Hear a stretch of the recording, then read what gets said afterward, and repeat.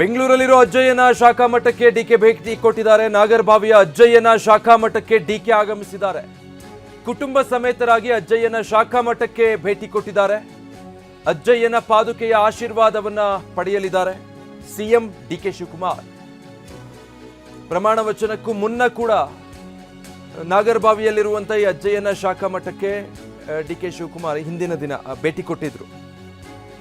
ಸುಮಾರು 3 ತಾಸು ಅಲ್ಲೇ ಸಮಯ ಕಳೆದು ವಿಶೇಷ ಪೂಜೆ ಕೂಡ ಮಾಡಿದ್ರು ನಾಗರಬಾವಿಯಲ್ಲಿರುವಂತಹ ಈ ಅಜ್ಜಯ್ಯನ ಶಾಖಾ ಮಠದಲ್ಲಿ. ಈಗ ಒಂದೇ ದಿನದ ಅಂತರದಲ್ಲಿ ಡಿಕೆ ಶಿವಕುಮಾರ್ ಕರ್ನಾಟಕದ ನೂತನ ಮುಖ್ಯಮಂತ್ರಿಯಾಗಿದ್ದಾರೆ.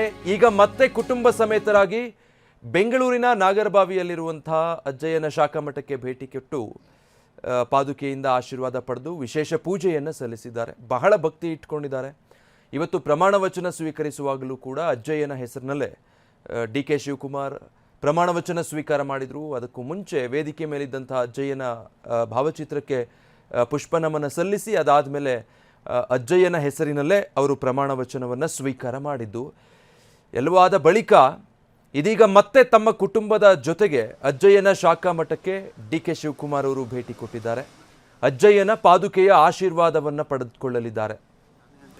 ಅಜ್ಜಯ್ಯ ಆ ಗುರುಪೀಠದ ಗುರುಗಳ ಮಾರ್ಗದರ್ಶನದಲ್ಲೇ ರಾಜಕೀಯವಾಗಿ ಯಾವ ರೀತಿ ಮುನ್ನಡಿಬೇಕು ಮತ್ತು ಹೇಗೆ ತಾಳ್ಮೆ ಇಟ್ಕೊಂಡು ಮುಖ್ಯಮಂತ್ರಿ ಸ್ಥಾನವನ್ನು ಗಿಟ್ಟಿಸ್ಕೊಳ್ಬೇಕು ಅನ್ನೋದರಲ್ಲಿ ಬಹಳಷ್ಟು ಬಾರಿ ಮಾರ್ಗದರ್ಶನವನ್ನು ಪಡೆದುಕೊಂಡಿದ್ದಾರೆ. ನಂಬಿಕೆಯನ್ನು ಇಟ್ಕೊಂಡಿದ್ರು. ಸಾಕಷ್ಟು ಸಂದರ್ಭಗಳಲ್ಲಿ ಡಿ ಕೆ ಶಿವಕುಮಾರ್ ಭೇಟಿ ಕೊಟ್ಟು ತಮ್ಮ ನೆಚ್ಚಿನ ಗುರುಗಳ ಬಳಿ ಮಾರ್ಗದರ್ಶನ ಸಲಹೆ ಸೂಚನೆಗಳನ್ನು ಇದುವರೆಗೂ ಕೂಡ ಪಡೆದುಕೊಳ್ತಾ ಇದ್ರು. ಈಗಲೂ ಕೂಡ ಅಷ್ಟೇ. ಈಗ ಅವರು ಅಂದ್ಕೊಂಡಿದ್ದಂಥದ್ದನ್ನು ಸಾಧಿಸಿ ಆಗಿದೆ. ರಾಜ್ಯದ ಮುಖ್ಯಮಂತ್ರಿ ಆಗಬೇಕು ಅನ್ನುವಂಥ ಅವರ ಹಠ ಛಲ ಏನಿತ್ತು ಅದು ಸಾಧನೆ ಆಗಿದೆ.